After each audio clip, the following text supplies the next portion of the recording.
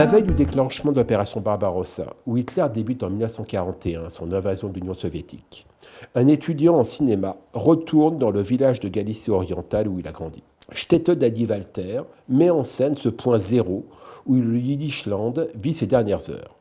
Tourné en Ukraine, quelques mois avant l'invasion russe, en yiddish, Stettel a déjà fait l'objet d'une émission sur Academ. Son réalisateur intervient donc ici dans un exercice différent pour commenter quelques séquences de son film qui sort le 13 décembre prochain.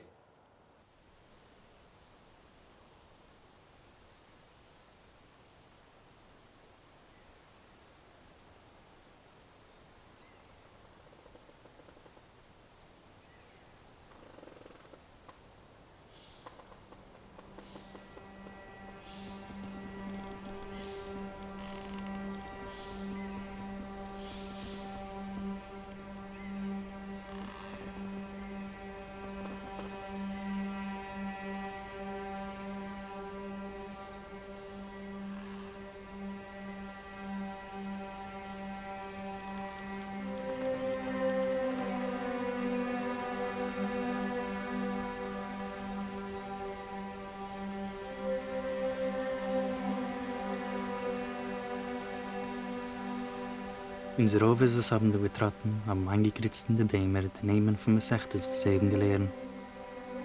Behalten, tief, in Harz, von Wald, ist ein Durchweg, was führt als Besirische Lein. In die alten Zeiten hat sie gelegen kennt den Weg, aber der Mensch hat er von dem Ganzen vergessen. Sie fahren an alte Maße, wegen einem Mensch, was gelebt durch hier, was vielleicht gehen sie an Ort im Wald, und da tun sie nach Feier, also Tina Purverte, und also gekannt retten zu Gott. Sein Sinn hat gekannt den Ort, und wie uns in dem Feier. Aber die Werte hat er vergessen. Sein Enkel hat schon nur gekannt den Ort, nicht wie sie in dem Feier. Und mit der Zeit habe schon die Kinder nicht gewiss von Guten. Nur als muss gewesen als Maße. Und als sie wissen dafür, ist schon genug.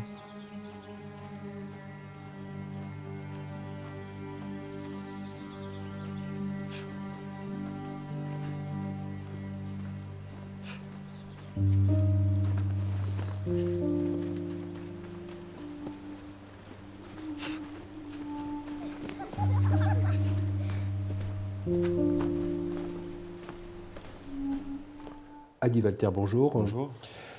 Première chose sur l'ouverture du film que nous venons de voir, il y a d'abord ce titre qui va à la fois de soi et ne passe pas. Il ne passe pas pour une raison simple, c'est qu'il manque la voyelle du titre et ce E. Bien évidemment, ce n'est pas un oubli, c'est tout à fait motivé. Pouvez-vous nous l'expliquer ? Oui, alors c'est une référence directe au roman de Georges Perec qui s'appelle La Disparition, un roman de plusieurs centaines de pages qu'il a conçu, je dirais presque plus qu'écrit d'ailleurs, sans la lettre E. Et c'est une histoire assez personnelle pour moi, puisque quand j'étais très jeune adolescent, mes parents m'avaient dit « Ah, tu devrais lire un jour ce livre ». Et j'aurais dit « Pourquoi ?» Tu verras, c'est un roman sans la lettre E. Difficile en français d'écrire un roman sans la lettre E. Ah, c'est le défi, voilà. Le défi ultime, puisque c'est la voyelle la plus utilisée. Et puis j'avais été un peu sceptique, donc j'avais dû réagir de manière un peu dubitative. J'avais dit, enfin, qu'est-ce que je vais faire à lire ce roman sans la lettre E? Et puis il m'a dit, non, tu as tort, parce que le E, en fait, c'est pas juste le E. À l'époque, j'étais déjà très préoccupé par ces questions. Et c'est pas le E, la lettre, c'est E, c'est ses parents. C'est les parents, c'est le peuple, c'est ceux qui manquent, c'est E, E-U-X. Donc c'est à la fois ses parents et à la fois le peuple disparu, assassiné. Donc ce titre contient, ou plutôt est un hommage à Georges Perec. Alors, ce qu'on a aussi d'emblée, c'est un plan sur une forêt. Pas sur le Stettel d'ailleurs, mais ce plan sur une forêt. J'ai précisé tout à l'heure que votre film avait été tourné en Ukraine, donc dans des conditions nécessairement dramatiques, parce que vous avez été englouti par l'histoire, comme d'ailleurs vont l'être les personnages du film. Mais j'ai envie de dire de manière un peu provocatrice, cette forêt que l'on découvre dans le film, vous pouviez la trouver ailleurs. Pourquoi cette forêt ukrainienne? Oui, alors c'est d'ailleurs une question qui s'est posée de manière extrêmement concrète dans j'allais dire même les mécanismes de financement du cinéma, puisque c'est vrai que les producteurs au début m'avaient dit il n'est pas certain que tu puisses tourner en Ukraine, donc on s'était posé la question d'une autre localisation. Et j'avais absolument rejeté cette idée parce que c'est une question de volonté, si vous voulez. C'est-à-dire, moi, j'ai jamais voulu tourner ce film ailleurs. Enfin, je voulais qu'il soit inscrit dans le cadre d'une géographie, d'un paysage et en particulier d'une forêt ukrainienne. Pourquoi? Moi, j'ai été, à l'époque où j'ai commencé à écrire le film, je suis revenu à des lectures qui avaient été très importantes lorsque j'étais plus jeune, qui sont les récits racidiques de Martin Buber, qui m'ont énormément influencé, qui ont beaucoup nourri mon imaginaire. On les avait à la maison aussi, je les ai lus très jeunes. Donc je savais de manière peut-être intuitive ou peut-être pas si consciente que ça qu'il y avait quelque chose qui se jouait avec l'Ukraine. J'ai repris les récits racidiques de Martin Buber. Le Baal Shem Tov, le fondateur du racidisme, a grandi, enfin, j'allais dire à tous les sens du terme, en Ukraine. Donc pour moi, c'était impossible de tourner. Ça aurait été une trahison en fait de ne pas le faire là-bas.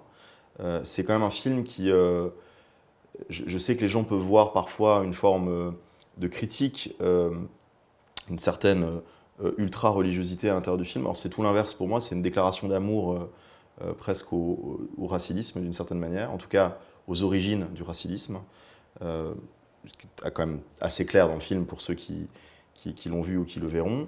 En tout cas à son imaginaire, à sa tension narrative, parce que dans le racidisme il y a une tension narrative très forte, et donc pour moi il était évident que c'était là qu'il fallait le faire et pas autrement. Je rajoute de manière extrêmement rapide qu'il était aussi important pour moi de le tourner sur la terre même, c'est-à-dire non seulement les gens avaient vécu, mais là où les gens avaient été assassinés. Donc ça aurait été une double trahison que de ne pas le faire là-bas. Donc c'est une véritable volonté. L'autre effet qui ne va pas de soi dès cette ouverture, c'est qu'on entend le yiddish. Puisque votre film est en yiddish et en ukrainien. Mais on sait très bien, il y a presque plus de cinéma yiddish en Europe. Après la fin de la guerre, il y en a encore un petit peu en Pologne, il y a eu quelques essais en France. Enfin, globalement, ce cinéma meurt en 1939. Il perdure aux États-Unis encore un petit peu durant les années 1950. Mais globalement, lorsque le yiddish revient au cinéma après la guerre, c'est la langue des disparus. Or, ici, c'est pas la langue des disparus, puisque nous sommes en 1941, je veux dire, ce village est là, voilà, en Union soviétique, et donc c'est la langue des vivants.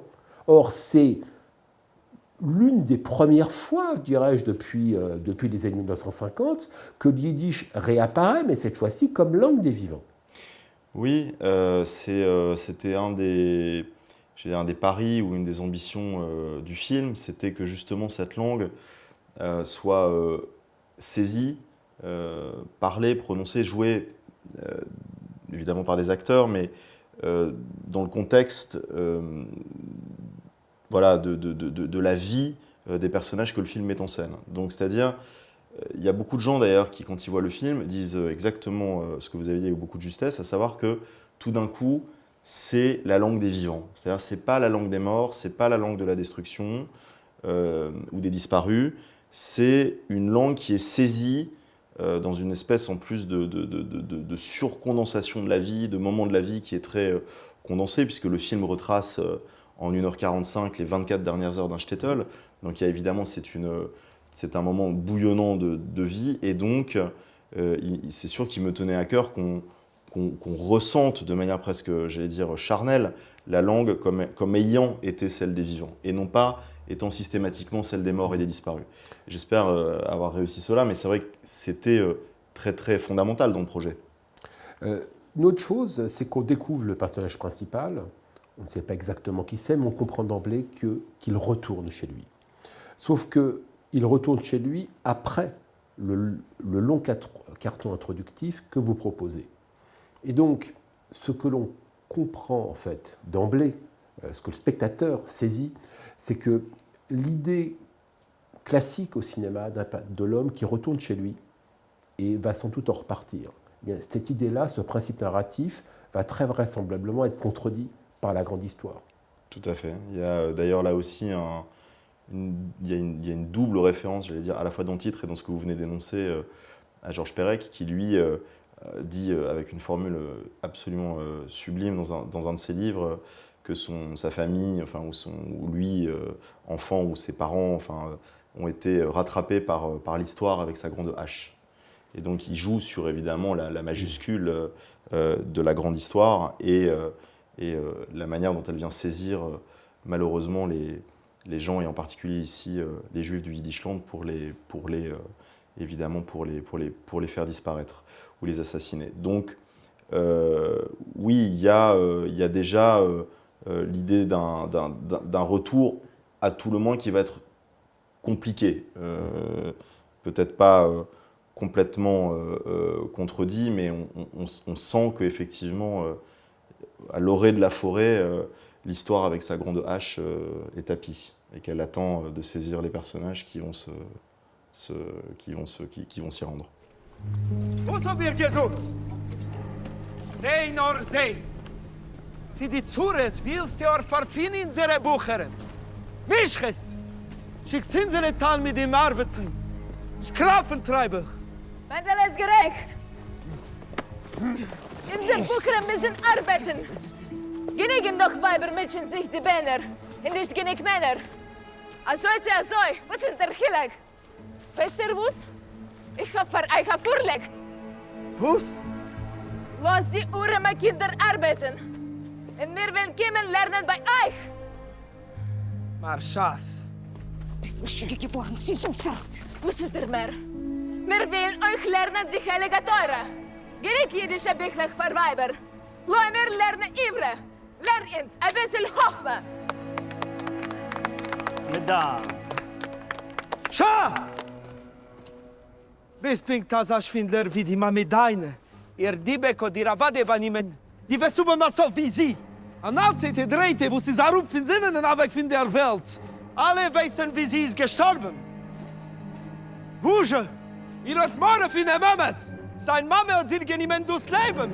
Die belangt nicht in den selben Säulen. Ein Wort!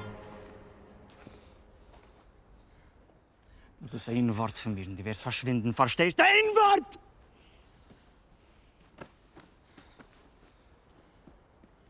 Так это ты пакостник.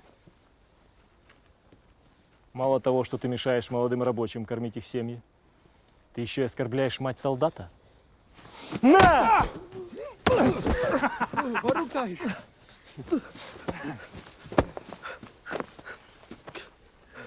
Считай, что я милосердный. В следующий раз я в тебя выстрелю. Полюбуйтесь! Вот это влияние религии на людей. Из-за нее только разногласия, раздоры и хаос. Вы что, не слышали товарища Сталина? Не будет ни мира, ни свободы, пока мы все с вами не объединимся ради нашей советской родины. Колыбели мирового социализма. Только она до сих пор нас защищает от фашистских и капиталистических нашествий. Ура! Ура! Ура, товарищи! Ура! Ура! Ура! Ура! Ура! Ура! Ура! Ура! Ура! Ici, on assiste, une fois que le personnage principal s'installe à nouveau dans le village de son enfance, à une confrontation pour faire très court, entre juifs religieux et juifs laïcs. Déjà, cette confrontation, elle contredit l'idée un petit peu bateau que le shtetl serait un lieu homogène. Alors déjà, j'apporterai une toute petite nuance à ce que vous dites, à savoir que c'est pas tant une opposition entre juifs religieux et juifs laïcs, parce que ça c'est un peu une projection d'aujourd'hui, ou que les gens peuvent faire, c'est-à-dire c'est surtout une opposition entre finalement un courant du judaïsme qui est très implanté dans cet endroit-là, donc en Ukraine, qui est le hassidisme. Donc ce sont des chassidim qu'on voit à l'écran, qui rentrent en opposition avec un personnage dont on apprend plus tard dans le film qu'il n'a pas du tout coupé en fait, avec la religion, simplement qu'il la pratique d'une manière différente. il y a souvent un problème quand on dit les religieux face aux laïcs, c'est d'une certaine manière, on donne le monopole de la religion. Bon, voilà, il n'y a pas de Vatican dans le judaïsme. Fort heureusement. Fort heureusement. Donc, il est vrai que c'est une opposition, on va dire plutôt, entre un personnage qui est appelé d'une certaine manière parce qu'il considère être la modernité, c'est-à-dire en fait une promesse libératoire certainement contenue à l'intérieur du socialisme ou du communisme pour beaucoup d'ailleurs de jeunes juifs de l'époque, oui.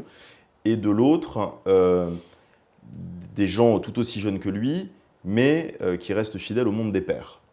Et ça, c'est une opposition qui est extrêmement classique, entre guillemets, ou très propre au shtetl. Ça va d'ailleurs opposer les gens entre eux de la fin du 19e siècle, c'est-à-dire l'influence des Lumières, puis ensuite du socialisme, évidemment du bundisme, du communisme, etc., qui vont se faire opposer des gens qui n'ont pas les mêmes aspirations quant au futur de leur communauté. Absolument. Mais ils se situent tous dans un principe quand même qui est celui de la communauté, c'est-à-dire que qu'est-ce qui est bon pour nous finalement? Telle est la question. Cette opposition entre le monde des pères et puis l'attrait d'un nouveau monde, elle perdure même encore aujourd'hui. Mais si on veut rester dans un cadre strictement cinématographique, la fidélité au monde des pères, elle est le sujet du premier grand film sonore de l'histoire du cinéma, Le chanteur de jazz, donc production hollywoodienne. Absolument. Donc c'est dire si on est en pleine problématique en fait du monde juif ici. Absolument, absolument. Vous avez absolument raison. Donc après, je peux simplement rajouter qu'effectivement, j'essaye aussi, en tout cas dans le film, moi j'ai de l'empathie pour les personnages, en tout cas pour les personnages racidiques à l'intérieur du film, c'est-à-dire que je comprends aussi non seulement leur inquiétude, mais leur peur devant ce qui est un véritable danger pour leur existence. C'est-à-dire que le communisme soviétique qui fait son intrusion en Pologne, enfin là en l'occurrence c'est une ex-région polonaise qui est devenue soviétique, c'est une menace absolument directe sur leur existence. Absolument. C'est-à-dire que la violence dont on pourrait croire de manière un peu naïve qu'elle est l'expression d'un conservatisme, en vérité, elle ne l'est pas. C'est-à-dire elle est peut-être l'expression de cela, mais elle est aussi surtout l'expression d'une défense par rapport à une menace existentielle. Donc ils sont absolument menacés dans leur tradition et dans leur manière de vivre. Les soviétiques vont d'ailleurs largement les persécuter. Évidemment, de l'autre côté du spectre, les nazis qui attendent l'aurore pour en finir avec le judaïsme, en fait, en vérité. Et d'ailleurs, c'est ce qu'on découvre dans cette scène, c'est qu'on réalise à quel point il y avait des soldats soviétiques stationnés dans Absolument. Les shtetls. C'est-à-dire qu'en fait, il n'y a pas que seulement des juifs ensemble ou parfois face à face. Oui. Il y a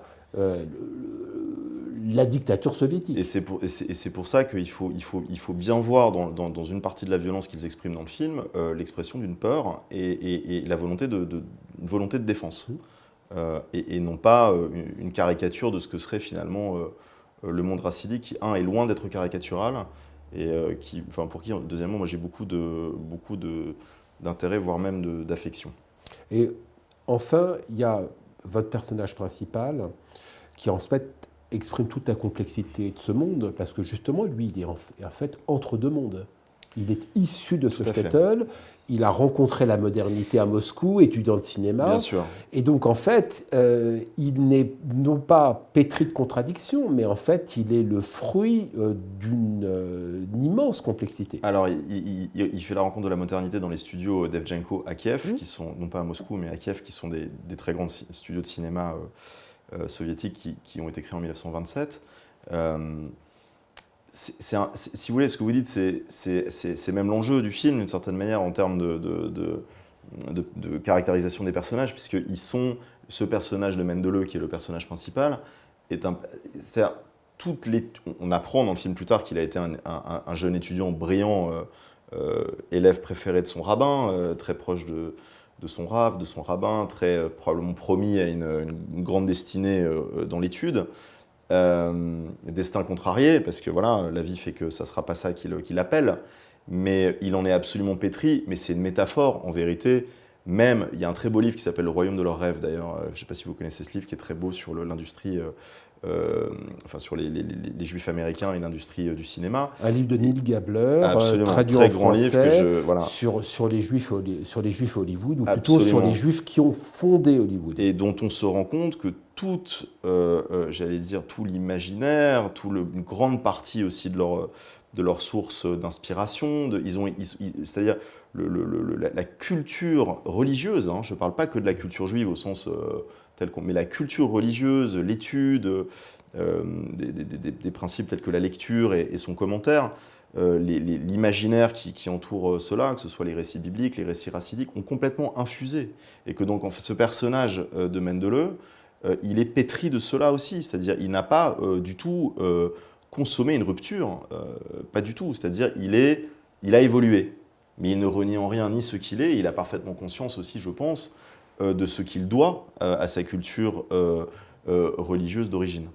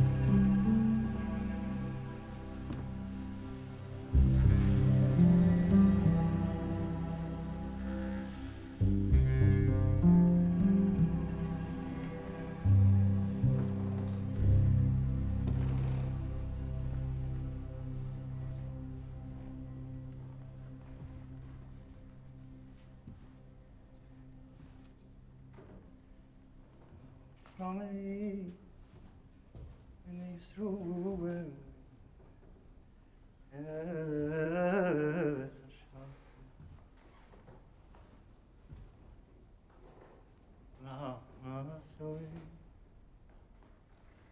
Sashabo, do heroism, we saw them. I need even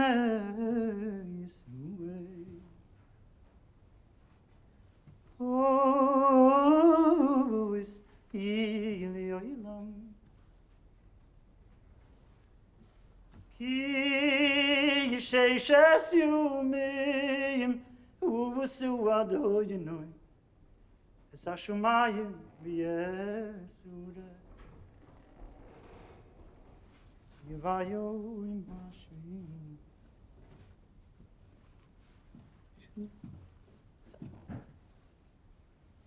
Wie kann man vergessen, was er Stimme?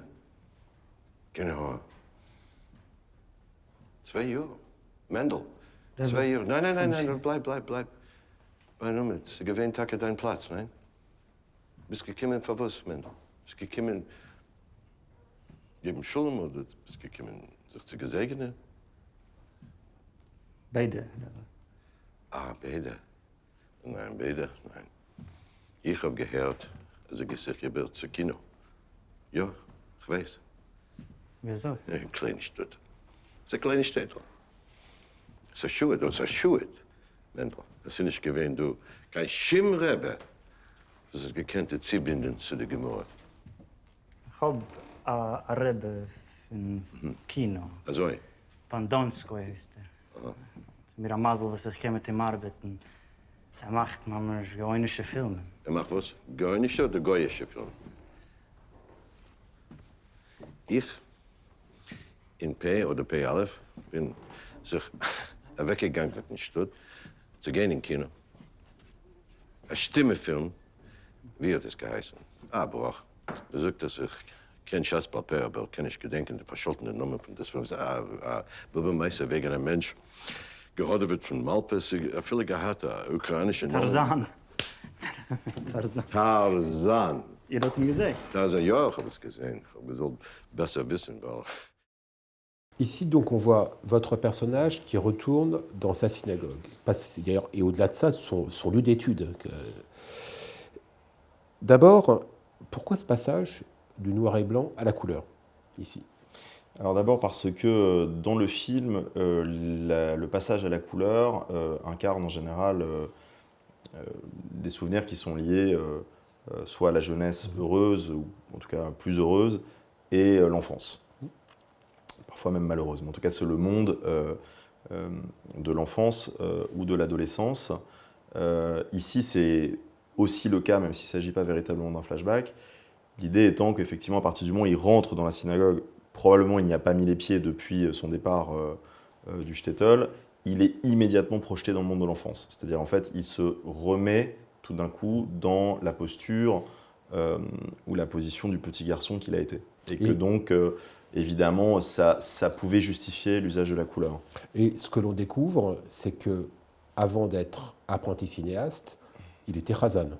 Absolument. Donc c'est d'ailleurs d'une manière assez jolie l'histoire de mon acteur. Mon acteur Moshe Lobel, qu'on voit dans le film, est issu d'un milieu satmar, donc d'un milieu chassidique, une secte chassidique assez dure, puisqu'elle est très très antisioniste, et elle est violemment antisioniste. Elle est très fermée. Très fermée. Satmar veut dire en fait venant de Satu-Mare, donc qui est une ville en Roumanie. C'est un monde sectaire dans lequel il a grandi et avec lequel il a complètement coupé les ponts, à tel point qu'il a eu du mal au début à envisager de tourner cette scène comme cela, puisque c'était lui-même le replacer dans la posture de ce jeune Chazan qu'il a été, mon acteur, et qu'il était censé devenir. Donc on avait là une corrélation absolue entre l'histoire de mon acteur, la vie de mon acteur, et l'histoire et la vie de mon personnage. Ce qui est très intéressant aussi, c'est que, vu ce personnage donc, qui veut devenir cinéaste, en fait, ce que vous parvenez à lier, en fait, c'est la voix, puisqu'il est auparavant chanteur, hein, et l'image. C'est ce qu'il veut faire. Absolument, c'est-à-dire il est effectivement, il est les deux à la fois. De toute façon, je trouve que c'est aussi intéressant parce que ça met en lumière, et d'ailleurs c'est le cas de le dire quand on regarde la scène, aussi une certaine dimension artistique qui est liée à la pratique religieuse, en particulier dans ces milieux chassidiques où le chant est extrêmement valorisé. Ouais, la chazanout. La chazanout, pour ceux évidemment qui connaissent, j'imagine qu'il y en a beaucoup en regardant Academ, mais pour les autres, vraiment je les invite à s'y intéresser. C'est un véritable art, au sens, oui, enfin, c'est-à-dire c'est une liturgie avec tout ce qu'elle a de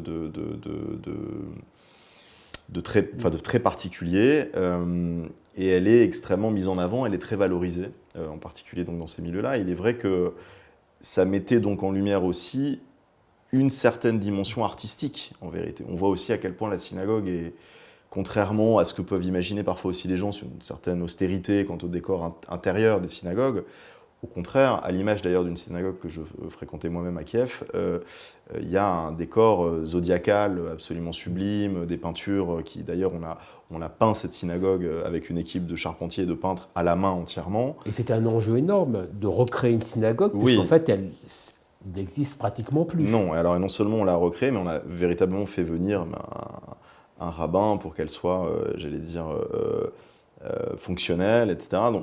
Donc on ne prenait pas les choses à la légère, en fait, véritablement, quand on faisait les choses. C'est pas ce que donne votre film, ne donne pas cette impression-là. Hein. Non, mais c'est vrai que ce que j'aime beaucoup dans cette scène, c'est qu'on voit toute une couleur, toute une dimension artistique, que ce soit dans le chant ou dans la peinture, par exemple, qu'on n'imagine pas forcément quand on pense au judaïsme, et en particulier au judaïsme chassidique du Jiddischland. J'ai prolongé volontairement l'extrait jusqu'au retrouvailles avec son rabbin.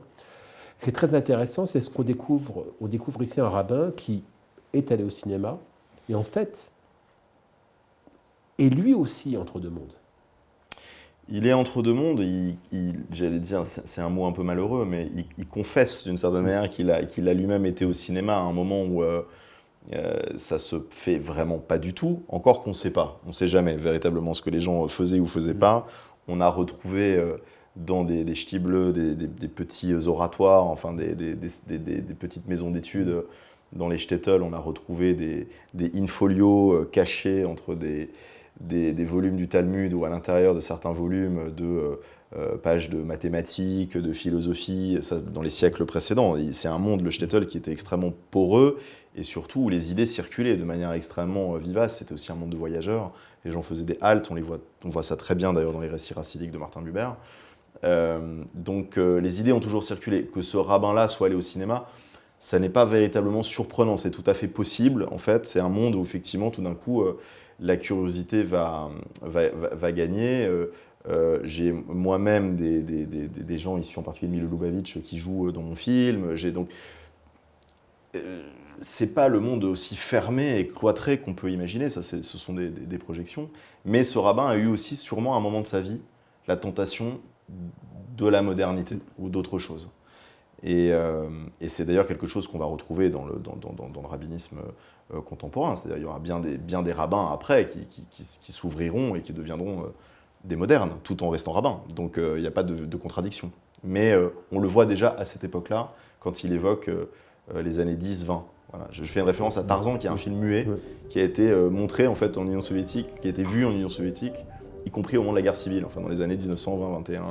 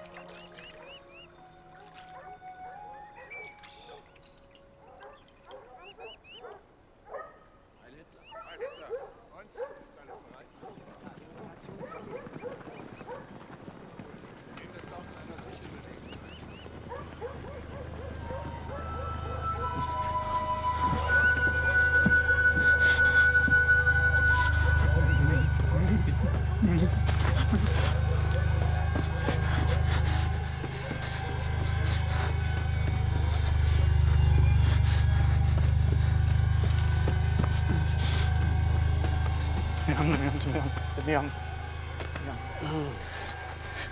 Nimmt sie tut. Was ist geschehen? Іди, мені потрібно сповістити штетл. Який штетл, якщо німці тут і не встигнеш, ти можеш Припини, ми маємо часу на розмову. Роби, що я тобі кажу, рятуйтеся. Юна, мені відкинеш. Дем'ян. Мистер Кінштетл.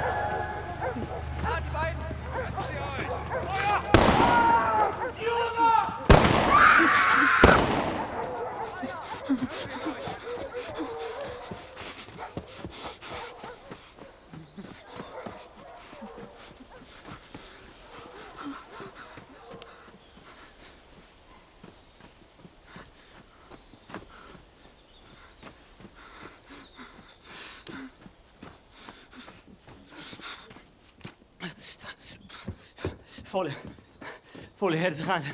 De Duitsers. Roosje,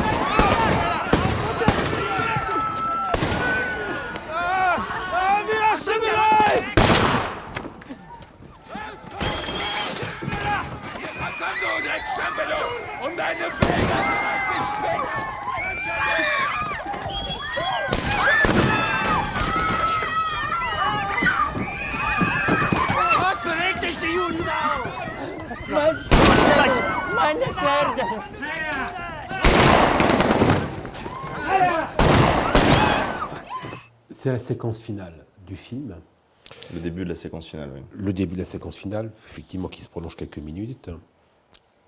Ce qui est assez surprenant, c'est que l'irruption de l'histoire, avec un grand H, ou plutôt la fin de l'histoire pour cette communauté, et puis celles qui vont suivre, eh bien cette fin de l'histoire, elle passe par le son, d'abord, elle passe pas par l'image.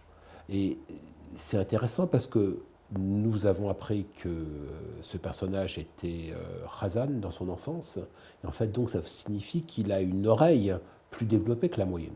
Tout à fait. Alors la question du hors-champ, c'est-à-dire qu'effectivement, il y avait un... Alors ça, c'est aussi lié à la genèse même du film, puisque pour moi, il y a un problème historiographique véritable à l'historiographie du cinéma, qui m'est personnel.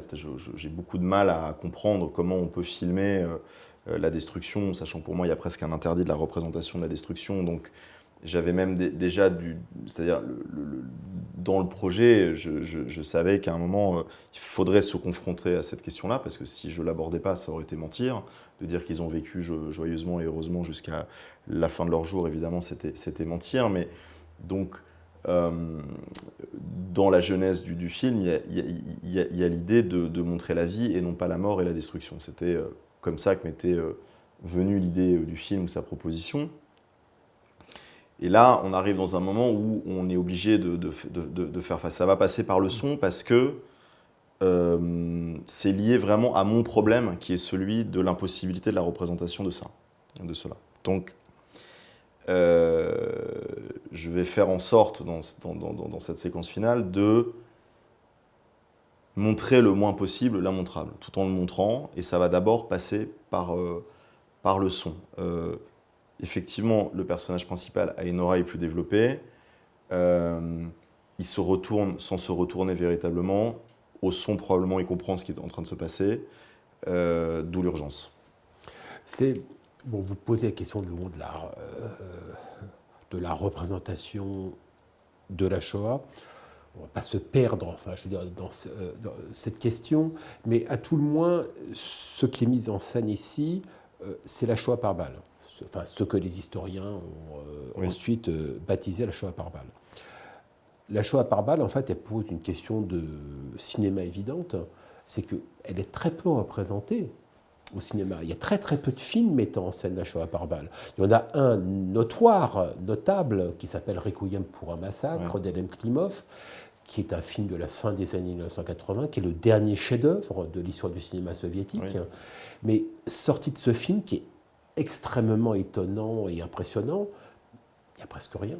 Oui, puis en plus, il y a un film qui, d'ailleurs, dans mon souvenir, énonce pas tout à fait clairement que c'est la Shoah par balle. Enfin, c'est un village soviétique. Enfin, je ne sais pas à quel point il y a une sorte de flou artistique. Plutôt, ce sont les Einsatzgruppen. Voilà. C'est en Biélorussie. Voilà. C'est la population biélorusse qui est visée, pas la population juive, mais le film, qui est extrêmement honnête, d'ailleurs, qui est éthique, prend soin de préciser, alors que ce n'est pas évident, nous sommes encore en Union soviétique, de préciser que ces exactions ont également été commises contre des villages juifs. Donc, c'est vrai qu'en plus, à l'époque, on parle de victimes du fascisme de manière indistincte et qu'on ne met jamais en avant la singularité juive dans les massacres. Oui, c'est pas représenté au cinéma parce que c'est pas représentable. Hein. C'est-à-dire, oui, il est probablement possible d'adapter au cinéma un roman comme celui de Jonathan Little qui s'appelle Les Bienveillantes. Il est peut-être possible, de la même manière que Glaser sort en même temps à peu près que mon film. Jonathan Glaser sort son film qui se passe dans la maison du commandant du camp d'Auschwitz. Oui, la zone d'intérêt, un film qui sortira début de l'année prochaine. Donc il fait lui aussi d'une certaine manière un pas de côté par rapport à la représentation de la Shoah, puisqu'il va situer son action entière dans la maison, et je crois qu'on ne voit pas, ou très peu, en tout cas l'extermination. C'est véritablement l'intimité du commandant du camp et de sa famille, et des nazis. Ce que je trouve être un parti pris intéressant, soit dit en passant. Je suis assez content que nos films aient été souvent associés dans beaucoup de festivals internationaux où on était ensemble. Donc oui, la Shoah par balle, c'est absolument immontrable. parce que c'est profondément, comme tout le mécanisme d'extermination, absolument indicible, en fait, en vérité. Donc là, on est sur la même chose, c'est le champ lexical qui diffère, mais bon, la réalité est la même, c'est-à-dire c'est immontrable, c'est indicible. Moi, j'ai choisi l'évocation de cela, 1 minute 30, filmée derrière des palissades, bon, sans en dire trop, voilà, mais trouver la bonne distance. Et d'ailleurs, j'ai tenu à ce qu'on ne voit jamais véritablement les nazis en gros plan, ou même en plan moyen. On les voit en plan extra large ou large. Je ne voulais pas leur donner de panave, de visage, c'est-à-dire presque au sens lévinassien du terme. Il y a vraiment l'idée de ne pas les montrer, de ne pas les nommer, voilà, parce que je voulais être avec les vivants jusqu'au bout. L'ironie, ou du moins, enfin, c'est que votre film rentre régulièrement en collusion avec la grande histoire. C'est le tournage de votre film qui évolue avec la menace lancinante de l'invasion russe qui s'est malheureusement produite. Il y a aussi le fait que votre film arrive sur les écrans, en France du moins, en décembre, et qu'il est impossible pour le spectateur de ne pas associer les images dont il est témoin à la fin de Shtetl avec celles qu'il a découvertes à partir du 7 octobre dans les kibbutzim du sud d'Israël. Alors, c'est vrai que l'histoire du tournage, vous la connaissez bien.